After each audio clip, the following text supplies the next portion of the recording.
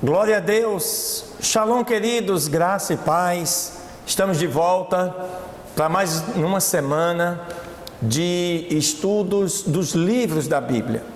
E nesta que é a 11ª semana, dia 12 de agosto de 2019, nós vamos estudar hoje o livro de Colossenses.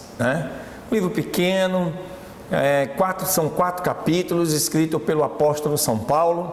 Nós vamos conhecer alguns itens deste livro, algumas características, propósito, conteúdo, questões em que realmente vão nos ajudar a, quando estudarmos o livro de Colossenses, nós conhecermos melhor o seu conteúdo. Amém, queridos?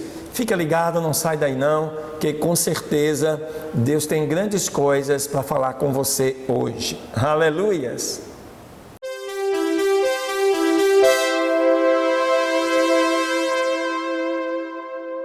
Glória a Deus, queridos, estamos de volta para poder trazer para você algumas informações bíblicas sobre o livro de Colossenses, livro escrito pelo apóstolo Paulo. Olha só, Paulo nunca tinha visitado Colossos, uma pequena cidade na província da Ásia, cerca de 160 quilômetros a oeste de Éfeso. A igreja colossense foi uma consequência de seu ministério de 3 anos em Éfeso, por volta de 52 a 55 depois de Cristo. Epáfras, um nativo da cidade e provavelmente convertido pelo apóstolo, talvez tenha sido o fundador dessa igreja e líder lá em Colosso, sob a tutela do apóstolo Paulo. A igreja aparentemente se reunia na casa de Filemon. Estudiosos e conservadores acreditam que Paulo escreveu esta carta durante sua primeira prisão em Roma, lá por volta do ano 61 depois de Cristo, sendo Tíquico aquele que levou as cartas tanto aos Colossenses quanto a Filemon e aos Efésios, respectivamente entregando nos seus destinos. Em algum momento da prisão de Paulo, Epáfras solicitou sua ajuda para poder lidar com a falsa doutrina que ameaçava a igreja em Colossos. Observe que falsas doutrinas não é de hoje, já são mais de 2000 anos que continuam acontecendo. Isso para poder lidar com esta falsa doutrina, Epáfras pediu então a ajuda a Paulo, que aparentemente tinha uma preocupação com as heresias, que era um tipo de mistura de paganismo e ocultismo, além de um legalismo judaico misturado com o cristianismo. Qualquer semelhança com a nossa Bahia é mera coincidência. O erro se parece com uma antiga forma de gnosticismo, que ensinava que Jesus não era nem completamente Deus, nem completamente homem, mas apenas um dos seres semidivinos que ligavam o abismo entre Deus e o mundo. Portanto, dizia-se que lhe faltava autoridade e capacidade para atender às necessidades dos colossenses. Os crentes esclarecidos podiam, entretanto, alcançar a plenitude espiritual através do conhecimento especial e autodisciplina rigorosa. Olha que deturpação. Com urgência intensificada pela repatriação do escravo fugitivo Onésimo, isso a gente vai ver lá em Filemon, a seu mestre em Colossos, Paulo escreveu esta epístola com 4 propósitos. Primeiro, expor e rejeitar a heresia. Segundo, instruir a verdade aos colossenses e alertá-los do perigo de retornar aos vícios pagãos. Terceiro, expressar interesse pessoal pelos crentes. Quarto, inspirá-los a promover o amor mútuo e a harmonia. Nenhum outro livro do Novo Testamento apresenta mais completamente a autoridade universal de Cristo ou a defende com tanto cuidado.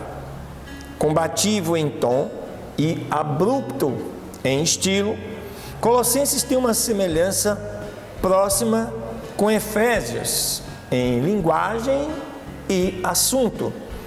Mais de 70 dos 155 versos de Efésios contêm expressões que ecoam lá no livro de Colossenses.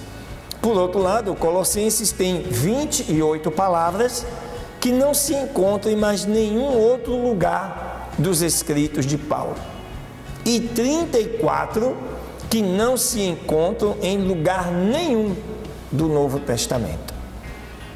Portanto, os falsos mestres em Colossos tinham rebatido algumas das principais doutrinas do cristianismo, nada menos que a divindade, a autoridade absoluta e a suficiência de Cristo.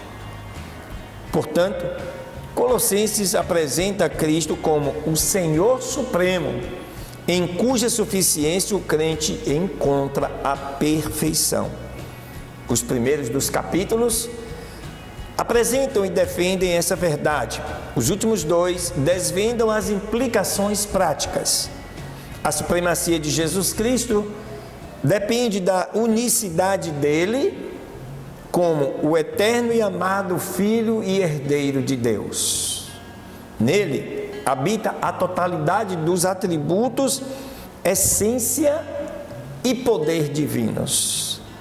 Ele é a revelação e representação exata do Pai, e tem prioridade em tempo e primazia em categoria sobre toda a criação. Sua suficiência depende de sua superioridade. A convicção da soberania absoluta de Cristo impulsionou a atividade missionária de Paulo. Paulo declara a autoridade de Cristo de três formas primárias, proclamando ao mesmo tempo sua adequação. Primeiro, Cristo é o Senhor de toda a criação. Sua autoridade criativa abrange todo o universo material e espiritual.